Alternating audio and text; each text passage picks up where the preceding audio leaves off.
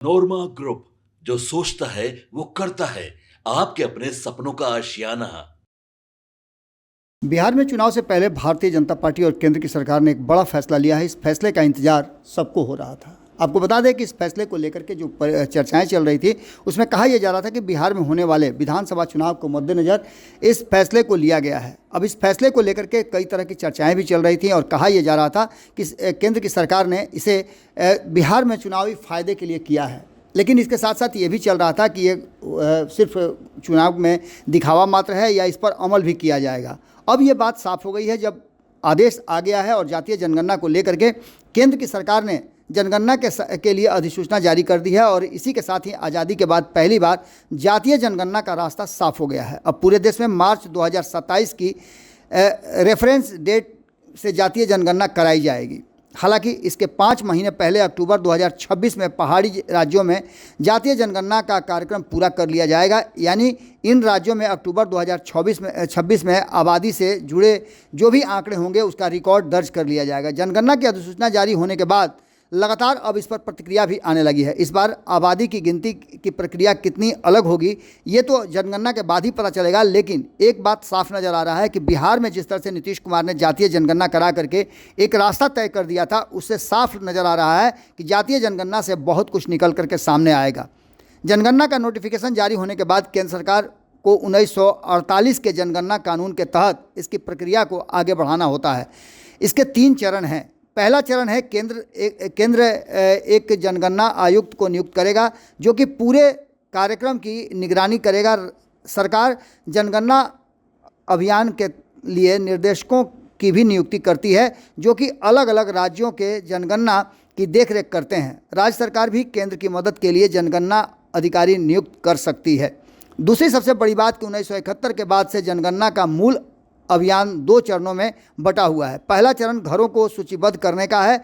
इसके जरिए हाउसिंग से जुड़े आंकड़े इकट्ठा किए जाते हैं और उसके बाद 5-6 महीने लगते हैं। अधिकारी इस दौरान मकानों पर लिस्टिंग करते हैं और उसमें रहने से जुड़ी स्थितियां जानकारी लेते हैं। इसके लिए कई तरह के सवाल हैं जिसमें 35 तरह के सवाल पूछे जाते हैं। तीसरा चरण जो होता है उसमें दूसरे चरण में देश के लोगों का आंकड़ा जुटाना होता है। इस कार्यक्रम को जनगणना वाले साल यानी 2027 के फरवरी महीने तक पूरा कर लिया जाना है, क्योंकि सरकार 1 मार्च को जनगणना की रेफरेंस डेट मानती है। यानी इस दिन तक देश की जो आबादी है उसे अगले दशक के लिए आधार बना करके तय कर लिया जाएगा और उसके आंकड़े सार्वजनिक कर दिए जाएंगे। जनगणना का कार्यक्रम जितना दिखता है उतना आसान नहीं है, क्योंकि यह सिर्फ भारत में रहने वाले लोगों की गिनती नहीं है, बल्कि बृहद तौर पर देखा जाए तो यह भारत में कई पहलुओं को जानने का भी अवसर बनाता है। मसलन देश में कितनी आबादी है, इसके पुरुषों और महिलाओं की जनसंख्या कितनी है, साक्षरता दर कितनी है, किस धर्म के कितने लोग हैं भारत में बसते हैं, भारत में प्रजनन दर कितनी है, अलग अलग वर्गों में आर्थिक स्थिति क्या है। इन सभी बातों के साथ साथ आपकी शैक्षणिक, आर्थिक और वास्तविक स्थिति भी जानकारी ली जाती है। जातीय उपजातियों की भी चर्चा होगी इस बार। और जनगणना में लोगों की गिनती के साथ साथ सामाजिक ढांचे जो हैं उसको भी मूल में ला करके उसकी भी जांच की जाती है और उसके लिए भी डाटा इकट्ठे किए जाते हैं। ऐसे में केंद्र सरकार हर बार काफ़ी विचार के बाद अलग अलग चरणों के लिए सवालों का जत्था तैयार करती है। पहला चरण घरों में सूचीबद्ध करने का है। इसमें घरों और उनकी स्थिति से जुड़े सवालों की प्राथमिकता दी जाती है। 2011 की जनगणना की बात करें तो उसमें 35 सवाल पूछे गए थे और उसी के आधार पर कहा यह जा रहा है कि इस बार भी उसमें कुछ सवालों को बढ़ा दिया जाएगा, जिसमें जातीय जनगणना एक और जुड़ गया है। कुछ इसी तरह से अलग से सवालों का एक जत्था आबादी के और समय के हिसाब से पूछा जाएगा। 2011 में सवाल जो पूछे गए थे उनमें लिंग, उम्र, धर्म, किस जाति से आते हैं, SC ST, मातृभाषा, शैक्षणिक स्तर, ये सभी चीज़ें पूछी गई थी।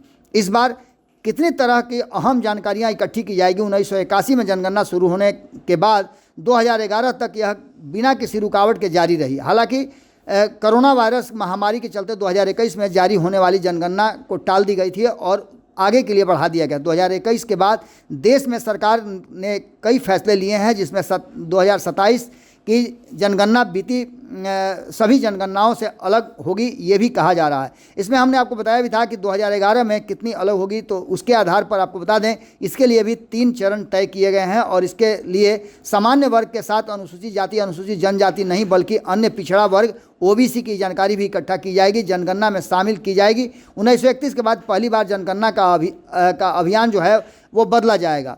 सरकार को 2026 के बाद अब परिसीमन भी करना है। इस प्रक्रिया के तहत आबादी का हिसाब किताब लगाने के बाद जो परिसीमन होगा उसकी भी तैयारियां शुरू होगी। आपको याद होगा कि लगातार संवैधानिक अधिकार परिसीमन सुधार को लेकर के उपेंद्र कुशवाहा भी कहीं ना कहीं आंदोलन कर रहे हैं। सरकार सितंबर 2023 में महिला आरक्षण कानून को मंजूरी दी है। इसने कहा गया है कि परिसीमन के बाद देश में महिलाओं के लिए लोकसभा और विधानसभाओं में 1/3 33% सीटें आरक्षित कर ली जाएंगी। यह जनगणना महिला आरक्षण को लागू करने का एक आधार भी बनेगा। आपको बता दें कि देश में जनगणना की शुरुआत 1981 में हुई थी, माफ़ कीजिएगा 1881 में हुई थी। पहली बार हुई जनगणना में जातिगत जनगणना के आंकड़े जारी हुए थे। इसके बाद हर 10 साल पर जनगणना होती रही। 1931 तक की जनगणना में हर बार जातिवार आंकड़े भी जारी किए गए। 1941 की जनगणना में जातिवार आंकड़े जुटाए गए थे लेकिन उन्हें जारी नहीं किए गए। आज़ादी के बाद से हर बार की जनगणना में सरकार ने सिर्फ अनुसूचित जाति और अनुसूचित जनजाति के जाति आधारित आंकड़े जारी किए हैं। अन्य जातियों के जातिवार आंकड़े 1931 के बाद अभी तक प्रकाशित नहीं हुए हैं। 1947 में देश आज़ाद हुआ। 1951 में आज़ाद भारत में पहली बार जनगणना हुई। 1951 में से 2011 तक हुई सभी 7 जनगणनाओं में से SC ST की जातीय जनगणना हुई, लेकिन पिछड़ी व अन्य पिछड़ी जातियों के साथ साथ सामान्य वर्गों की जनगणना कभी नहीं हुई। 1990 में उस वक्त की BP सिंह की सरकार ने मंडल कमीशन की सिफारिशों को लागू करने, पिछड़ों को आरक्षण दिए जाने, उस वक्त की 1931 की जनगणना के आधार पर मानकर आरक्षण की सीमा तय कर दी थी। 1931 में देश में पिछड़ी जातियों की कुल आबादी 52% थी।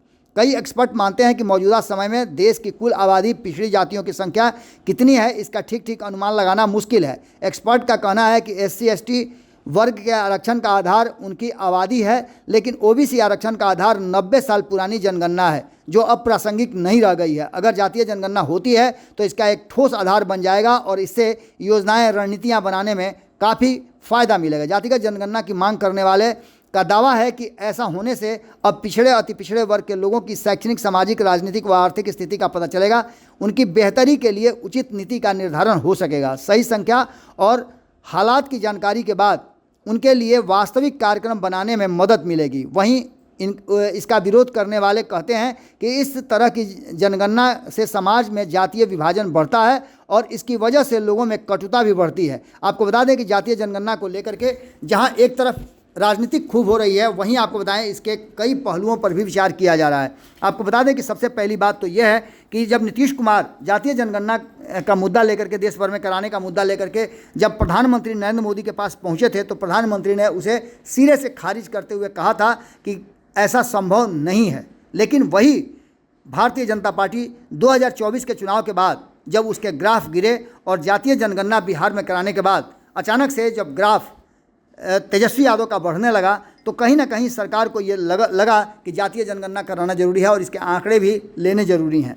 नीतीश कुमार के बाद अब प्रधानमंत्री नरेंद्र मोदी जातीय जनगणना देश भर में कराएंगे और उसके लिए अधिसूचना भी जारी कर दी गई है। अब देखना दिलचस्प ये होगा कि इस जातीय जनगणना से निकल करके क्या आता है, इसके विरोध कितने होते हैं, क्योंकि अब तक लगभग 100 साल से ज़्यादा समय हो गए, 100 साल के आसपास अब जनगणना जो की बात की जा रही है, तो उस जनगणना को लेकर के लगातार तैयारियां शुरू हो गई हैं और इसको लेकर के नीतियां भी बनाई जाएंगी। अधिसूचना जारी हो गई है और 2027 के मार्च से पहले इस जातीय जनगणना का कोटा जो है, कोरम जो है, इसकी प्रक्रिया जो है उसे पूरा कर लेना है। सरकार ने निर्देश जारी कर दिए हैं। अब देखना होगा कि कैसे इसको इम्प्लीमेंट करती है और इसके फ़ायदे क्या होते हैं। ये भी एक बड़ी बात है कि कांग्रेस की सरकार ने, यूपीए सरकार ने भी जातीय जनगणना कराया था, लेकिन उसके आंकड़े अब तक सार्वजनिक नहीं हुए। 2011 में जनगणना कराई गई थी, लेकिन उसके आंकड़े अभी तक ठंडे बस्ते में रखे हुए हैं। अब इस सरकार में क्या निकल करके आता है, जातीय जनगणना के आंकड़े सार्वजनिक होते हैं या नहीं होते हैं। जानकार बताते हैं कि जातीय जनगणना के आंकड़े के पीछे का मकसद सिर्फ यही है कि हर वर्ग की जानकारी ले ली जाए और किस वर्ग में कितने लोग हैं, कितनी जनसंख्या उनकी है, उनकी स्थिति क्या है, उसके आधार पर नियम कानून और उनके लिए योजनाएं बनाई जा सकें। अब सबसे बड़ी बात यह है कि इसका श्रेय कौन लेता है, क्योंकि आप जानते हैं जातीय जनगणना इस बार बिहार विधानसभा चुनाव में सबसे हॉट मुद्दा होगा और इसका श्रेय लेने की होड़ मचेगी। कौन इस पर बाजी मारता है, ये देखना बड़ा ही दिलचस्प होगा। जुड़े रहिए भारत लाइव के साथ। खबरों का सिलसिला लगातार जारी है। जातीय जनगणना से आप कितने संतुष्ट हैं, आप कमेंट बॉक्स में ज़रूर लिखिएगा। क्या आप चाहते हैं कि जातीय जनगणना होना चाहिए? जातीय जनगणना होने से क्या फ़ायदे होंगे, आप ये भी बता सकते हैं। और जातीय जनगणना अब तक नहीं होने का क्या घाटा हुआ है, ये भी आप कमेंट बॉक्स में लिख सकते हैं। बहुत बहुत धन्यवाद। वीडियो पसंद आई और वह बिहार के राजनीति और बिहारियत से सरोकार रखेनी तो सब्सक्राइब बटन दबा के चैनल के सब्सक्राइब कर ली। ओजे एगो घंटी बा, ओकरा बटन दबा देला से कुल सटीक और मारक खबर रुआ मुफ्त में मिल जाई। अगर रुआ पत्रकारिता के हमनी के नया प्रयोग में सहयोग कर चाहतानी तो ज्वाइन बटन दबा दी। पेटीएम नंबर नोट कर ली 9386816700। धन्यवाद।